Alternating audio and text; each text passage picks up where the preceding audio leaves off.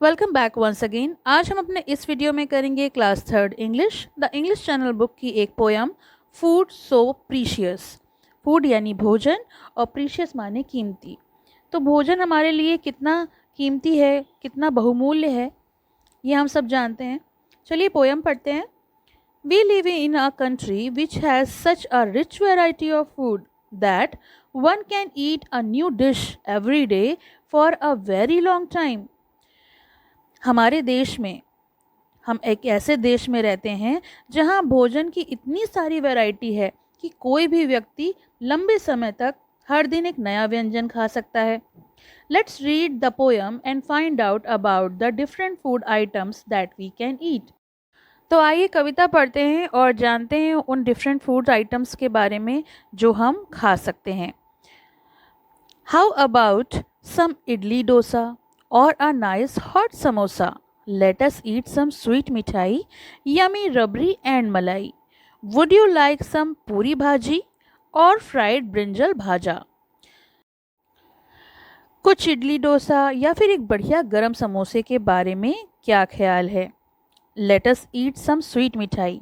तो आइए कुछ मीठी मिठाइयों के बारे में बात करें, जैसे कि स्वादिष्ट रबड़ी, मलाई। Would you like some पूरी भाजी और फ्राइड ब्रिंजल भाजा? तो क्या आप पूरी भाजी या फिर बैगन का भरता खाना पसंद करेंगे?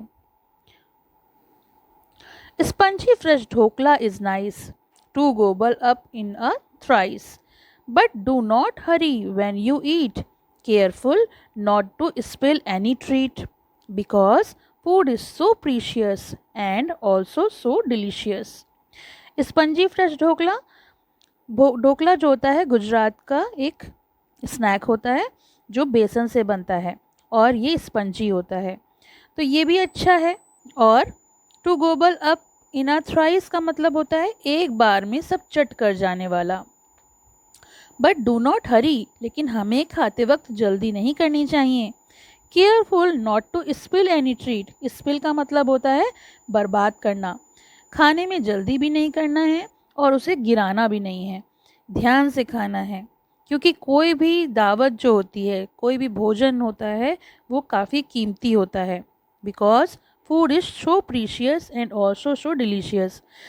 भोजन स्वादिष्ट होता है और साथ ही साथ बहुमूल्य भी होता है, इसलिए हमें कभी भी भोजन को व्यर्थ नहीं करना चाहिए। चलिए इसके क्वेश्चन आंसर्स भी देख लेते हैं। Answer these questions in brief. First one, name all the salty dishes mentioned in the poem. तो हमें सारे नमकीन व्यंजनों के नाम बताने हैं जो कविता में दिए गए हैं। तो पहला है इडली, डोसा, समोसा, पूरी भाजी, fried brinjal bhaja and dhokla. Question number 2, name all the sweet dishes mentioned in the poem. अब पूछा गया है कि कविता में जितनी भी मिठाई दी गई है उसके नाम बताइए। मिठाई, रबड़ी, मलाई। Question number 3, name the dish that has brinjal in it. तो एक ऐसे डिश का, एक ऐसे व्यंजन का नाम बताइए जिसमें बैगन है। तो आंसर है fried brinjal bhaja. Question number 4, careful not to spill any treat. Question number A, why is the poet asking to us to be careful? Answer, because food is precious and delicious. Question number B, what is treat here? Answer, treat refers to the delicious food items mentioned in the poem. Question number C, why is treat so important? Answer, because it is both valuable and enjoyable. 5, which two lines from the poem suggest that the food is tasty and valuable? Answer, because food is so precious and also so delicious.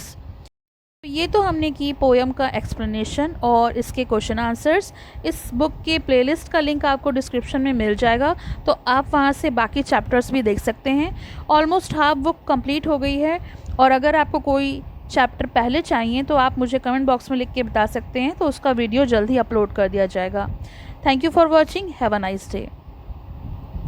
पसंद आया हो तो like करें, share करें और channel को subscribe करें।